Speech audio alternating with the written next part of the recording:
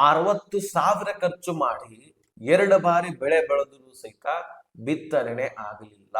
2 ಸಲ ಬಿತ್ತೀವ್ರಿ. ಫಸ್ಟ್ ಬಿತ್ತಿಬಿಟ್ಟಿವ್ರಿ, ಮಳೆ ಆಗ್ಲಿಲ್ವ, ಸರಿಗೆ ಹುಟ್ಲಲ್ರ.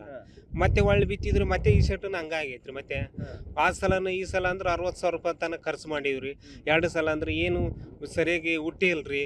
ಮಳೆ ಕೊರತೆ ಭಾಳ ಕೊರತೆ ಐತ್ರಿ. ಸಟ್ನ ಗೌರ್ಮೆಂಟ್ ಏನ್ ಮಾಡ್ಬೇಕು, ಸಾಲ ಮನ್ನಾ ಮಾಡ್ಬೇಕು ರೈತರದು.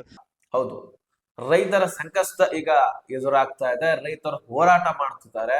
2 ಬಾರಿ 30,000 ಮತ್ತು 30,000 ನಾವು ಖರ್ಚು ವೆಚ್ಚ ಮಾಡಿದ್ವಿ, ಆದ್ರೆ ಮಳೆನೇ ಆಗ್ಲಿಲ್ಲ. ಸೊ ಹೀಗಾಗಿ ಆ ಬೆಳೆಗಳನ್ನ ನಾವು ತೆಗೆದಾಕಿದ್ವಿ. ಅದರ ಜೊತೆಗೆ ಈ ಕಡೆ ಸಾಲ, ಈ ಕಡೆ ಮಕ್ಕಳ ವಿದ್ಯಾಭ್ಯಾಸ, ನಾವ್ ಏನಂತ ಮಾಡೋದು? ಅರ್ಥ ಮಾಡ್ಕೋಬೇಕು ರೈತರು. ಸಟ್ನ ನೋಡಿ ಗೌರ್ಮೆಂಟ್ ಎಲ್ಲ ಕೊಡ್ತೈತಿ. ತಮ್ಮ ಹೆಂಡ್ರ ಮಕ್ಳು ನೋಡ್ತಾರ, ನಮ್ದು ಯಾರು ನೋಡ್ತಾರ? ನಮ್ಮ ಮಕ್ಳಕ್ಕೆ ಪರಿಸ್ಥಿತಿ ಹೆಂಗ? ಇಲ್ಲ, ಇಷ್ಟೆಲ್ಲ ಖರ್ಚು ಮಾಡಿ ಮಕ್ಳು ಸಾಲಿ ಓದ್ಸೋದು ಹೆಂಗ?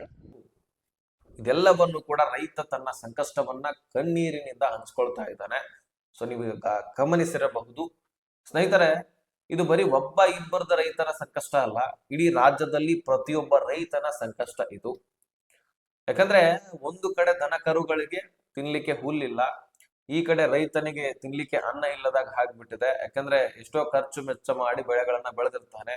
ಆ ಬಾರಿ ಆದ್ರೂ ಮಳೆ ಆಯ್ತಾ? ಇಲ್ವಾ.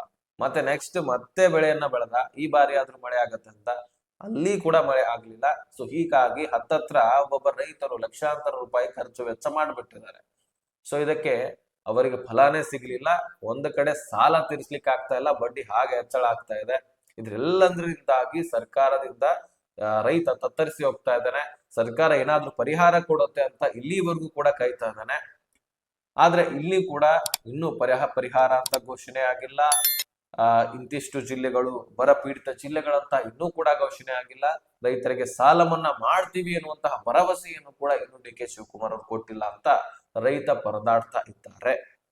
ಹಾಗಾದ್ರೆ ಬನ್ನಿ, ರೈತನ ಕಣ್ಣೀರಿನ ಕತೆ ಜೊತೆಗೆ ಸಾಲ ಮನ್ನಾ ಆಗುತ್ತಾ ಅಥವಾ ಇಲ್ಲವಾ, ಎಷ್ಟು ಆಗತ್ತೆ ಆದ್ರೂ ಸಹಿತ ಎಲ್ಲವನ್ನು ಕೂಡ ಈ ವಿಡಿಯೋದಲ್ಲಿ ನಾವು ಗಮನಿಸ್ತಾ ಹೋಗೋಣ. ಸ್ನೇಹಿತರೆ, ಬಹಳಷ್ಟು ರೈತರ ಒಂದು ಸಂಕಷ್ಟವನ್ನ ನಾವು ನೋಡ್ತಾ ಇದ್ದೀವಿ. ರಾಜ್ಯದಲ್ಲಿ ಪ್ರತಿಭಟನೆಗಳಾಗ್ತಾ ಇದಾವೆ. ಕಾವೇರಿ ನೀರಿಗಾಗಿ ಪ್ರತಿಭಟನೆ ಆಗ್ತಾ ಇದಾವೆ. ನೀರು ಬಿಡಬೇಡಿ, ನಮಗೆ ಕುಡಿಲಿಕ್ಕೆ ನೀರಿಲ್ಲ ಅಂತದ್ರಲ್ಲಿ ನೀರು ಬಿಟ್ರೆ ನಾವೇನ್ ಮಾಡ್ಬೇಕು? ನಮ್ಮ ಹೊಲ ಗದ್ದೆಗಳಿಂದ ಯೂಸೇ ಮಾಡೋದಿಲ್ಲ, ನಮಗ್ ಕುಡಿಲಿಕ್ಕಾದ್ರೂ ನೀರು ಕೊಡಿ ಅಂತ ಸರ್ಕಾರಕ್ಕೆ ರೈತ ತನ್ನ ಸಂಕಷ್ಟವನ್ನ ಹೇಳ್ಕೊಳ್ತಾ ಇದ್ದಾನೆ. ಸಾಕಷ್ಟು ಕಡೆ ಪ್ರತಿಭಟನೆ ಆಗ್ತಾ ಇದಾವೆ. ಇಡೀ ರಾಜ್ಯದಲ್ಲಿ ರೈತರ ಒಂದು ಪ್ರತಿಭಟನೆಯನ್ನ ನಾವು ನೋಡ್ತಾ ಇದ್ವಿ. ಅದೆಷ್ಟು ಈಗ ರೈತರು ಆತ್ಮಹತ್ಯೆಗೆ ಪ್ರಯತ್ನಗಳನ್ನ ಮಾಡ್ತಿದ್ದಾರೆ. ಜೊತೆಗೆ ಸಿಎಂ ಅವರ ಮನೆ ಮುಂದೆ ಹೋಗಿ ನಾವು ವಿಷಯ ಕೊಡ್ತೀವಿ, ಸಾಲ ಮನ್ನಾ ಮಾಡಲೇಬೇಕು ಅನ್ನುವಂತಹ ಒಂದು ಆಕ್ರೋಶಗಳನ್ನ ವ್ಯಕ್ತಪಡಿಸ್ತಿದ್ದಾರೆ. ಹೌದು, ಆಗಲೇಬೇಕು ಸಾಲ ಮನ್ನಾ. ಯಾಕಂದ್ರೆ ಪ್ರತಿ ಎಕರೆಗೆ 30,000 ರೂಪಾಯಿ ಖರ್ಚು ಮಾಡ್ತಿದ್ದಾರೆ. 2 ಎಕರೆ ಇದ್ದವರಿಗೆ 60,000 ಒಂದು ಸಾರಿ ಬಿತ್ತನೆ ಮಾಡಿದ್ರೆ ಆ ಬೆಳೆ ಬರಲಿಲ್ಲ. ಮತ್ತೊಂದು ಸಾರಿ ಬೆಳೆ ಬೆಳೀತಾರೆ, ಅಲ್ಲಿ ಕೂಡ ಮಳೆ ಆಗಲಿಲ್ಲ, ಹೀಗಾಗಿ ಬೆಳೆ ಬೆಳಿಲಿಲ್ಲ. ಬೋರ್ವೆಲ್ ಅಲ್ಲಿ ನೋಡಿದ್ರೆ ಅಲ್ಲಿ ಕೂಡ ನೀರಿಲ್ಲ, ಯಾಕಂದ್ರೆ ಮಳೆನೇ ಆಗಿಲ್ಲ, ಇಲ್ಲಿಂದ ನೀರು ಬರಬೇಕು. ಸೊ ಈ ರೀತಿ ತನ್ನ ರೈತ ಸಂಕಷ್ಟವನ್ನ ಹೇಳ್ಕೊಳ್ತಾ ಇದ್ದಾನೆ. ಸೊ ಇದಕ್ಕಾಗಿ ಆರ್ ಅಶೋಕ್ ಅವರು ಕೂಡ ತಮ್ಮ ಧ್ವನಿಯನ್ನ ಎತ್ತಿದ್ದಾರೆ. ಬಿಜೆಪಿ ನಾಯಕರು ಕೂಡ ರೈತ ಪರವಾಗಿ ನಿಂತ್ಕೊಂಡಿದ್ದಾರೆ. ಸಾಕಷ್ಟು ಪ್ರತಿಭಟನೆಗಳಲ್ಲಿ ತಮ್ಮ ಆಕ್ರೋಶಗಳನ್ನ ವ್ಯಕ್ತಪಡಿಸ್ತಾ ಇದ್ದಾರೆ. ಸೊ ರೆವಿನ್ಯೂ ಮಿನಿಸ್ಟರ್ ಆದಾಗ ಆರ್ ಅಶೋಕ್ ಅವರು ಹೇಳಿದ್ರು, ನಾವು ಕೇವಲ 1 ತಿಂಗಳ ಒಳಗಾಗಿ ಆ ಸಮಯದಲ್ಲಿ ನಾವು ಸಾಲ ಮನ್ನಾದ ಕುರಿತಾಗಿ ಮತ್ತು ಈ ದುಡ್ಡನ್ನ ಬಿಡುಗಡೆ ಮಾಡಿದ್ವಿ. ಜೊತೆಗೆ ಈಗ 2 ತಿಂಗಳಾಯ್ತು, ಈಗ ಡಿ ಕೆ ಶಿವಕುಮಾರ್ ಅವರು ಇನ್ನೂ ಕೂಡ ಬರ ಪೀಡಿತ ಜಿಲ್ಲೆಗಳಂತ ಘೋಷಣೆ ಮಾಡಿಲ್ಲ, ಸಾಲ ಮನ್ನಾವನ್ನ ಮಾಡ್ತೀವಂತ ಘೋಷಣೆ ಮಾಡಿಲ್ಲ, ಯಾವುದೇ ರೀತಿಯಾದಂತಹ ರೈತರ ಬೇಡಿಕೆಯನ್ನ ಈಡೇರಿಸಿಲ್ಲ ಅನ್ನುವಂತಹ ಮಾಹಿತಿಯನ್ನ ಇಲ್ಲಿ ಕೊಡ್ತಾ ಇದ್ರು ಮಾಧ್ಯಮಗಳಿಗೆ. ಸೊ ಹಾಗಾದ್ರೆ ಇದೆಲ್ಲ ರಾಜಕೀಯ ಪಕ್ಷಗಳು ಒಂದ್ ಕಡೆ ಇರ್ಲಿ, ರೈತರ ಒಂದು ಪರಿಸ್ಥಿತಿಯನ್ನ ಸರ್ಕಾರ ನೋಡ್ಲೇಬೇಕು. ಡಿ ಕೆ ಶಿವಕುಮಾರ್ ಅವರು ಇಲ್ಲಿ ಗಮನ ಹರಿಸಲೇಬೇಕಾದಂಥದ್ದು.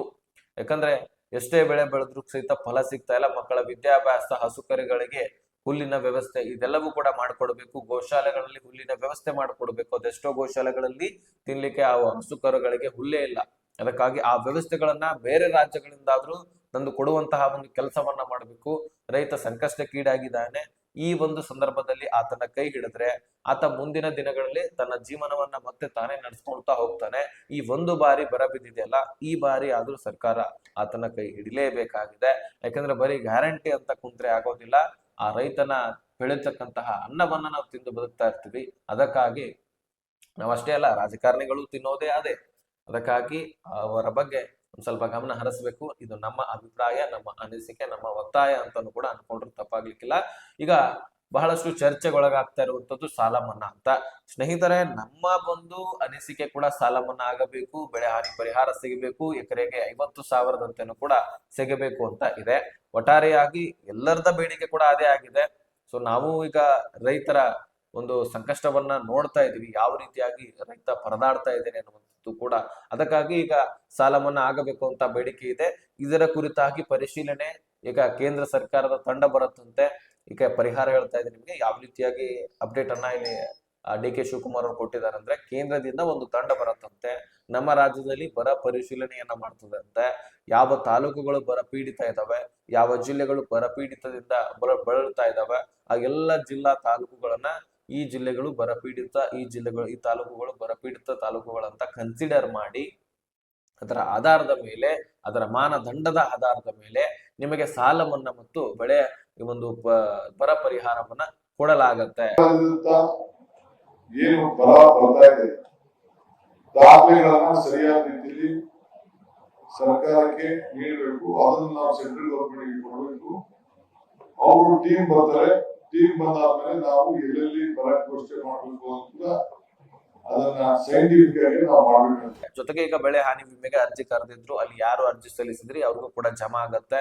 ಅದರ ಬೆಳೆಗಳ ಆಧಾರದ ಮೇಲೆ ನಿಮಗೆ ದುಡ್ಡು ಜಮಾ ಆಗುವಂತದ್ದು ನಿಮಗೆ ಹೇಳಿದೀನಿ ನಾನು. ಓಕೆ, ಹಿಂದಿನ ವಿಡಿಯೋಸ್ ಗಳನ್ನ ನೀವು ಗಮನಿಸಿದ್ದೆ ಆದ್ರೆ ನಿಮಗೆ ಅಲ್ಲಿ ಮಾಹಿತಿ ಗೊತ್ತಾಗುತ್ತೆ. ಓಕೆ, ಯಾರು ಕೂಡ ತಲೆ ಕೆಡಿಸ್ಕೊಳ್ಬೇಡಿ, ನಿಮ್ಮ ಪ್ರತಿಭಟನೆಗೆ ಫಲ ಸಿಕ್ಕೇ ಸಿಗತ್ತೆ ಅಂತ ನಮಗ ಅನಿಸ್ತಾ ಇದೆ. ಯಾಕಂದ್ರೆ ಬರೀ ನಮ್ಮ ಒತ್ತಾಯವಲ್ಲ, ಸೋಷಿಯಲ್ ಮೀಡಿಯಾದಲ್ಲಿ ಕೂಡ ಇದೆ ಡಿ.ಕೆ. ಶಿವಕುಮಾರ್ ಅವರ ಗಮನದಲ್ಲಿ ಕೂಡ ಇದೆ. ಡಿ.ಕೆ. ಶಿವಕುಮಾರ್ ಅವರಿಗೆ ಒತ್ತಾಯ ಹಾಕ್ತಾ ಇದೀವಿ ಅನ್ನೋದು ಕೂಡ ಗೊತ್ತಾಗ್ತಾ ಇದೆ. ಸೊ ಹಾಗಾಗಿ ರಾಜ್ಯದಲ್ಲಿ ಮುಖ್ಯವಾಗಿ ಬರ ಪೀಡಿತ ಜಿಲ್ಲೆಗಳನ್ನ ಘೋಷಣೆ ಮಾಡಬೇಕಾಗಿದೆ.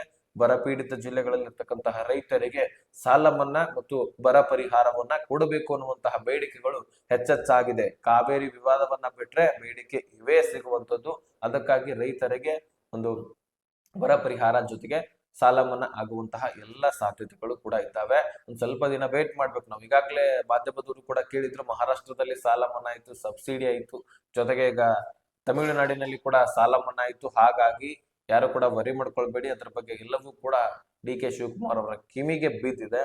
ಇನ್ನು ನಾವು ಏನ್ ಬೇಡಿಕೆಯನ್ನ ಇಟ್ಟಿದೀವಿ ಅದು ಕೂಡ ಡಿ.ಕೆ. ಶಿವಕುಮಾರ್ ಅವರ ಕಿವಿಗೆ ಬಿದ್ದಿದೆ. ಹೇಗಾದ್ರೂ ದುಡ್ಡು ಅಡ್ಜಸ್ಟ್ ಮಾಡಿ ನಮಗೆ ಸಾಲ ಮನ್ನಾ ಮಾಡಲೇಬೇಕು ಅನ್ನುವಂತಹ ಇಚ್ಛೆ ಅಂತಾಗಿದೆ. ಓಕೆ, ವೇಟ್ ಮಾಡೋಣ. ಇನ್ನೊಂದು ವಾರದ ಒಳಗಾಗಿ ಇದ್ರ ಬಗ್ಗೆ ಅಪ್ಡೇಟ್ ಸಿಗಬಹುದು. ಅದಕ್ಕಾಗಿ ನೆಕ್ಸ್ಟ್ ವಿಡಿಯೋದಲ್ಲಿ ಬಂದು ನಾನು ಇದ್ರ ಬಗ್ಗೆ ಅಪ್ಡೇಟ್ ಸಿಕ್ಕ ತಕ್ಷಣವೇ ಒಂದು ಮಾಹಿತಿಯನ್ನು ಕೊಟ್ಬಿಡ್ತೀನಿ. ಈಗ ಪರಿಶೀಲನೆ ನಡೆಯೋದಿದೆ, ಆ ಪರಿಶೀಲನೆ ನಂತರವೇ ಅಪ್ಡೇಟ್ ಸಿಗತ್ತೆ. ಆ ಅಪ್ಡೇಟ್ ಸಿಕ್ಕ ತಕ್ಷಣ ನಿಮ್ ಮುಂದೆ ತಂದಿಡ್ತೀನಿ.